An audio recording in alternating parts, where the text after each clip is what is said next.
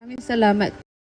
Una sa lahat, maraming salamat po sa lahat ng nakiramay kay Daddy Martin. Maraming salamat po sa pagbigay ng oras niyo na makidalamhati po sa amin. Mailalarawan ko ang aking daddy na pinakamasayahing tao. Napaka mapagbiro at hindi madamot.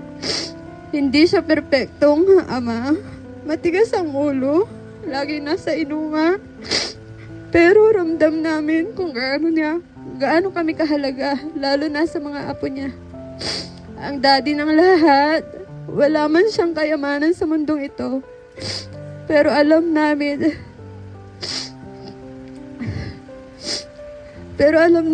na maraming gintong alaala ang iniwan niya sa mga taong naging bahagi sa buhay niya.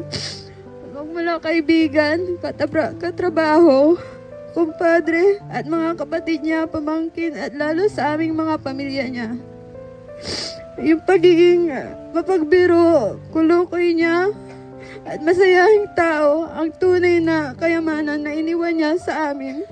Salamat sa lahat sa pag-aalaga mo sa amin, lalo na sa mga anak ko na lagi mong nilalaro. Kahit di mo sabihin kung gaano mo kami kamahal, ramdam na ramdam namin iyon.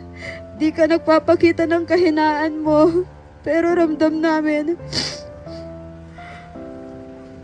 kung paano ka nasasaktan sa tuwing may mananakit sa amin. Kahit sa iyong pagkamatay, hindi mo pinaramdam sa amin kung paano ka nahirapan. Lahat tinago mo.